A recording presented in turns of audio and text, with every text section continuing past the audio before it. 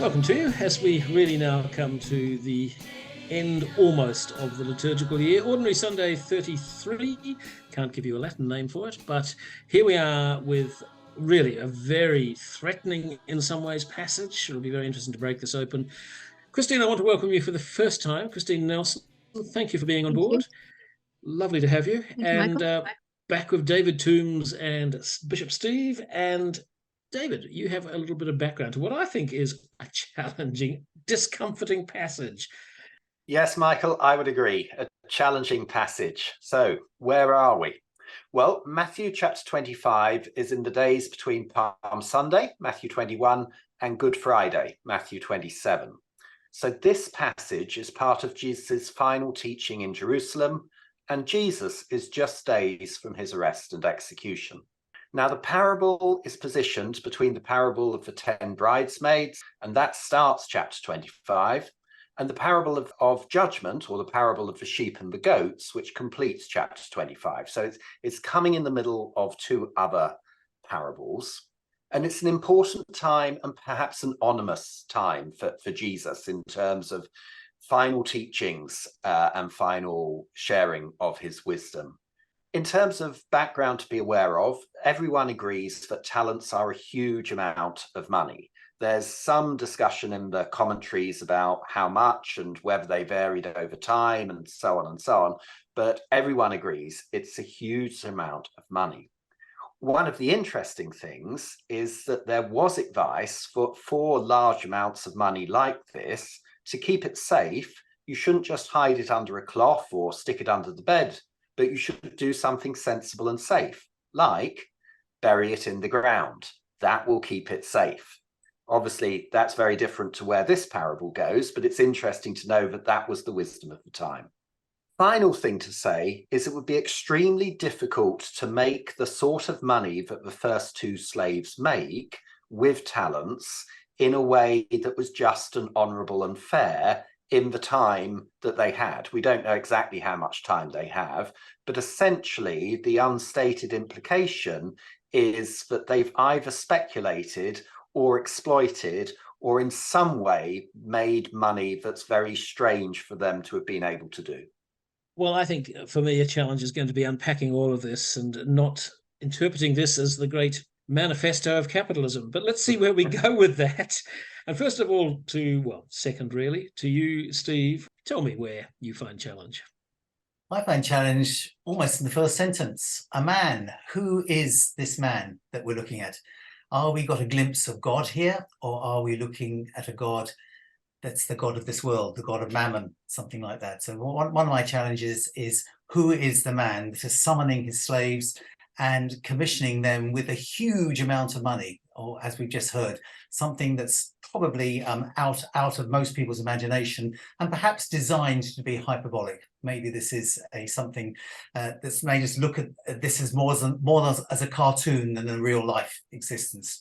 And the other challenge is, how do we deal with the very end verse of here? Take this worthless slave, throw him into outer darkness where there'll be weeping and gnashing of teeth. Who is the one that has gone in to outer darkness where there's weeping and gnashing of teeth? Is it a lamb led to the slaughter, one who is dumb before the shearers? Or is this the personal hell that we put ourselves in when we don't follow where God is? Those are just two challenges from the very beginning and the very end. I'll leave the middle for others to discern. Thank you for that. I'll flip to you, David, and just find where you find challenge over and above background. Yes, there's plenty of challenge to be found. So much in this story is unexpected and actually goes against what you would expect. So coming in the parable of judgment is something of a manifesto of care for those in need. In this parable, you really have the opposite, it seems. So there's a challenge, I think, in the normalization of slavery, that it offers no obvious critique of slavery, perhaps a very, very subtle one, but it's too subtle, I think, to really believe it's intended. Jesus doesn't offer any comment or condemnation of the master's treatment of the slaves or slavery as an institution. It also seems the master appeals to his own successful exploitative practice. He says, well, you know how bad I was. How on earth were you not able to do something whilst I was away? And then the harshness with which the third slave is treated. Fair enough, the first two slaves are rewarded. Their money, of course, under the law at the time would go to the master. It's not for them to keep. So you'd expect them to be rewarded for that, at least in words. Third slave, he may well have been unwise. I think we're meant to understand that, but he may also have been very, very afraid. It's a very, very, very bleak picture which is being offered here, and very unexpected. And that's a challenge. Indeed. Well, Christine, we're all feeling a little challenged. Are you going to add to our sense of almost despair in reading this passage? We're going to comfort you, my people. I've been living quite a lot with this passage and actually thinking a lot of the words are really, it's such an emotive word. And I've started thinking, okay, what words would I use that may have the same meaning in the context of the parable without the same emotive connotation? And I'm wondering about agent instead of slave. I also read one commentator, and I really liked the idea of the thing of great worth that these agents have been entrusted with are opportunities. So they've been given what this parable starts, the kingdom of God is like. So here we are, Jesus painting a picture. The kingdom of God is like, there are all these slaves or these agents who've been given opportunities to grow the kingdom. Some of them grow the kingdom with great flourishing and great success. And one of them says, well, I don't know, this opportunity is for the birds. I've got better things to do, and buries it in the ground. And in that context, then, the harshness of the judgment seems to be something that's to do with, but you put yourself outside the kingdom. It's all about growing the kingdom, not about making money. No, none of them is making money for themselves. None of them is in it for personal gain. Each of them grows this thing of great value for the master. And I found that very helpful to get past the challenges that I found in it, and there are plenty. Oh, thank you.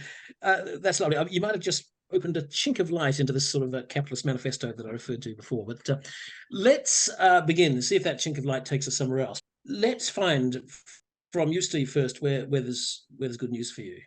Good news, I think, actually just slips in following this this parable.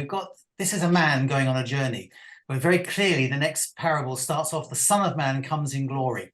So I think we are meant to see and certainly question what is there that is dominating our lives. Is it capitalist agenda? Are we meant to be doing all we can to serve in nefarious and difficult and perhaps slightly suspect ways? Or is there another way of doing things? Is there a community that needs to be served rather than an economy that needs to be served? Well, interestingly, you're really emphasizing there that we need to put this in the context of the whole text of Matthew. I'm sure David's going to agree with that, but I'll come back to you in a minute, David.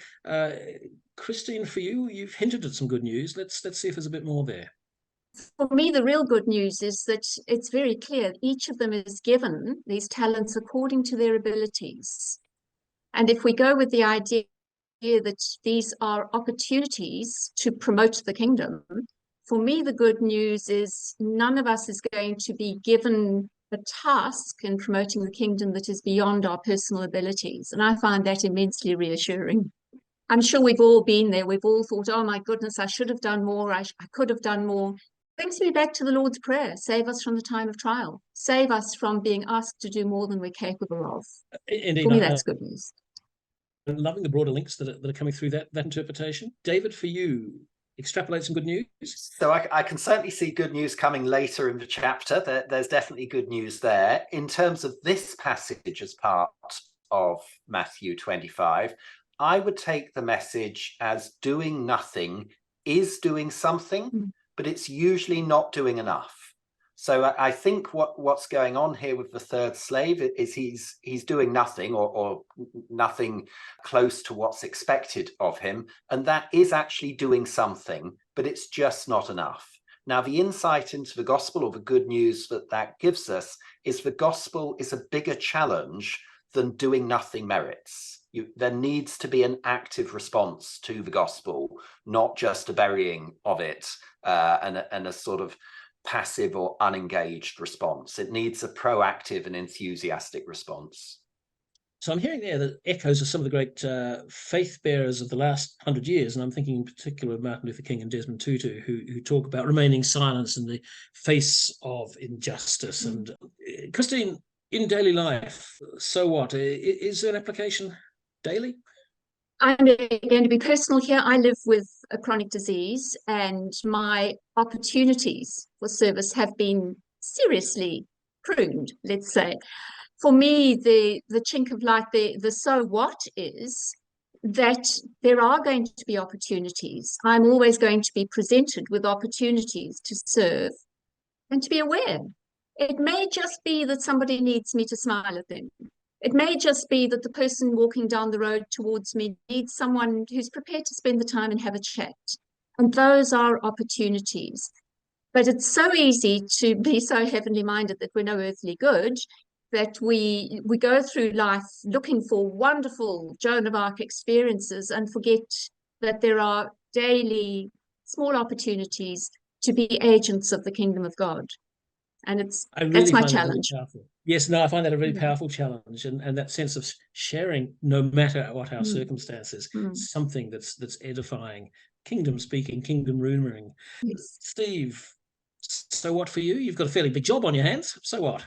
Yeah, well, the previous parable has reminded us to keep alert. But in another context where there's a huge amount of uncertainty, is Jesus the one that extinguishes a flickering, smouldering wick? And is he the one that keeps the door shut, or is he the one that opens?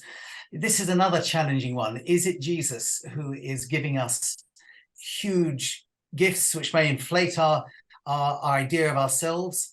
Or is this Jesus saying everything is too huge and you work with, just as Christine said, with what we've got and the abilities we have, and rather than reward, it's a sense of being open. So I think for going on, this is one of those parables that has to get underneath our skin and work away for a while, a bit like the irritant.